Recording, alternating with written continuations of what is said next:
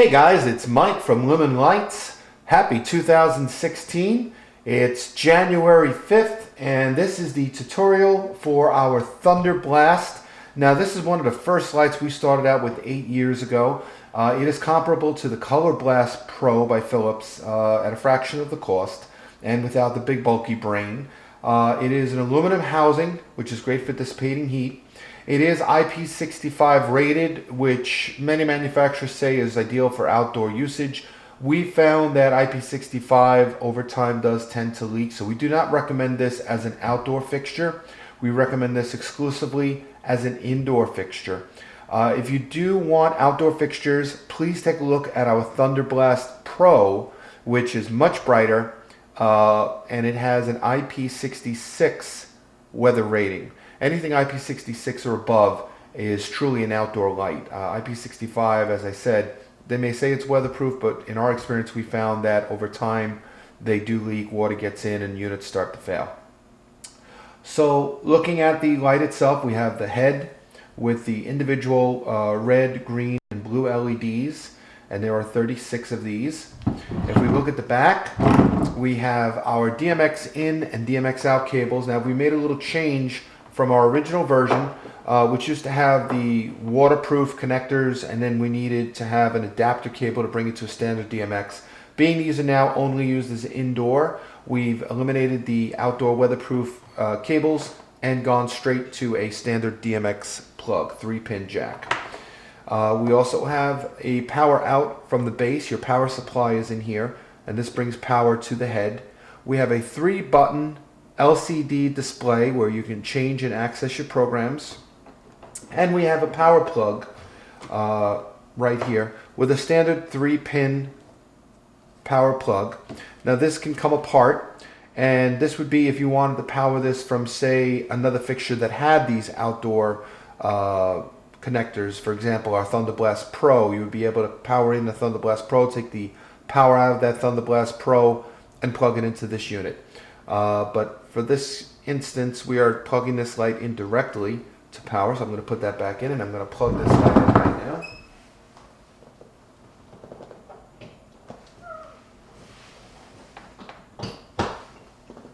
Alrighty. Now, to go over the controls, we turn the unit around to the back, and we got our screen upside down, so I'm going to flip this over. And again, you can tighten this bolt right here. There's a Allen key head bolt and a nut on the other side, so you can tighten this, because over time if you keep loosening and tightening or moving this head, they do tend to get a little loose. A little twist of an Allen wrench and that'll tighten that right up. So let's focus now on the display. As I said, you have a 3-button display, and the buttons are labeled up, arrow right, arrow left, and a 3-digit LCD display. Now the up is to change the value of where the cursor is. The cursor is going to be moved by either moving the arrow buttons to the right or to the left. So let's start, for example, I'm going to change this to program 1, or I should say setting 1. And I'm going to unplug my DMX because we're in DMX mode right now. Okay. Without DMX connected, the light is in standalone mode, and there are preset colors and preset programs built into the fixture. So if I go to, well, let's go through the menu real quick. We've got slave, so you can set the light as slave and hook up others as masters with the DMX. P, which is the programs, the built-in programs and colors. We'll go through those in a second. 3 digits, which is our DMX address, and that's what we're going to assign our fixture to if we're using DMX through a controller or a computer. And then we're back to slave. So let's go through the programs. These are the built-in shows. You have programs 1 through 7 are set colors. So as you can see, we're on program 1, and the unit that's flashing is the brightness. Now if you could see this in the background, we've got this set to red because color 1 is red. And we'll go through all the colors, but in a second I want to show you what the second digit does. That's the brightness.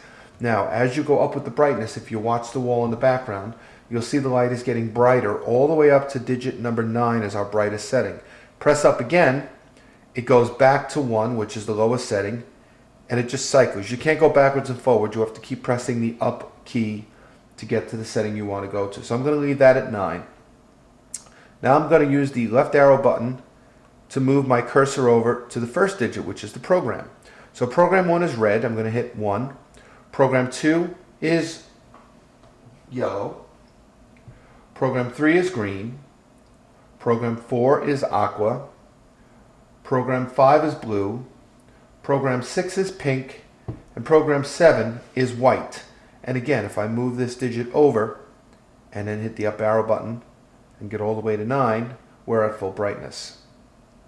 Now, going back to the program, the built-in shows, 1 through 7 are solid colors. The next program up is going to be what's called auto jump or color jump, where the light is going to jump from one color instantly to the next color, as you can see here. And by moving our cursor to the next digit and hitting up, this is the fastest speed. The lower the number, the faster the speed. As we increase our numbers, you'll see that the light color is jumping slower and slower until we get all the way up to 9, and then it's about 4 seconds, 5 seconds between jumps, and then back to 1, and we're moving fast again. Let's go to the next program, which is color fades. Self-explanatory, it's going to fade from one color to the next, and again, if we move the cursor over, move the cursor over to the second digit, it's on 1, which is the fastest color fade. The higher I go, the slower the fades happen. I'll put that back to 1. And then let's go back to the program. The final built-in show is the flash. And that's symbolized by A.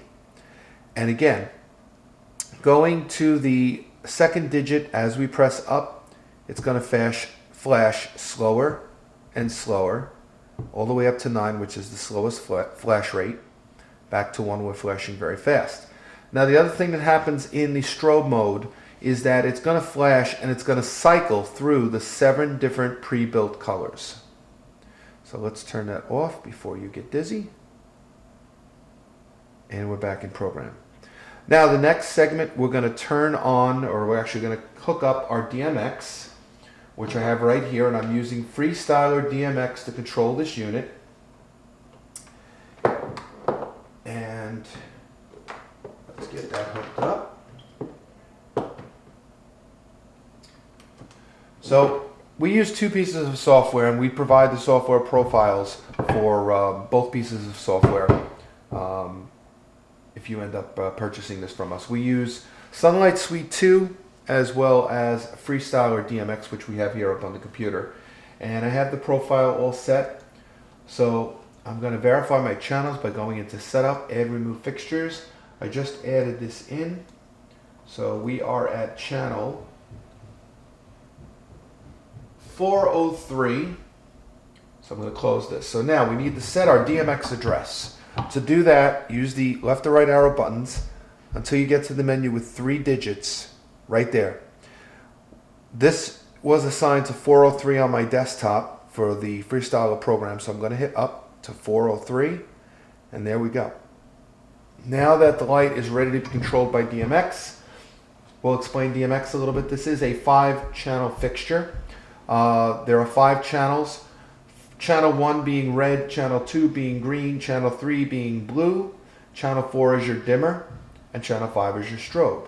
So if you could see on the computer right now, I am grabbing channel 4, which is the master dimmer. I'm turning that up all the way, and now it's at 255, and now I can access my individual colors. Here's my red, my green, and my blue. And we can mix colors, like I'll mix red and blue to make purple. And then our strobe is the 4th channel, and we can increase that. The higher the value, the faster the strobe rate. So that's basically it. It's a very simple light to control. It's got a great light output. It's fantastic for hotels, for banquet halls, even for DJs. We have many of our DJ customers that use these on their spandex or their see-through front boards. For uplighting around the room. If you're looking for something wireless for indoor, check out our PowerPark Q610s, which are our battery operated lights. We have a variety of battery operated fixtures. as well as if you're looking for architectural lighting, this for indoors, and our Thunder Blast Pro or our Thunder Bar for the outdoor environments. All right, everybody, this is a quick demo video of the Thunder Blast, which we just did a tutorial on. And we have this set up in our showroom. Again, we are shooting about 15 feet to the top of our ceilings here. But I just want to pull this out a little bit so you can get a look at the beam and the coverage. If you look at the blending of the color, it's got a nice even blend. There's no rainbow effect.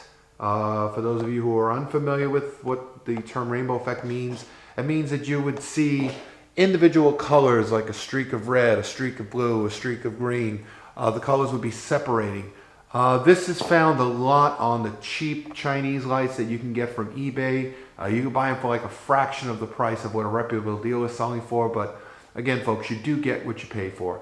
In some instances, you may get lucky, but even if you get lucky and you get something that looks good, if it breaks down, especially on a job and the bride is unhappy, wants money back, or worse yet, sues you or blasts your name online, there goes your reputation.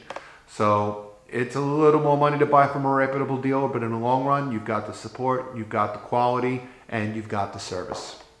So enough about that. Looking at the colors themselves, the colors are nice and saturated. They're even. There's no hot spots. I have the head pulled approximately 3.5 to 4 inches away from the wall. I have it shooting straight up just so you can see the beam angle.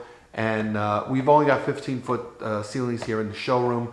These can cast much, much taller. We've had these in hotel lobbies shooting up 60 feet or more.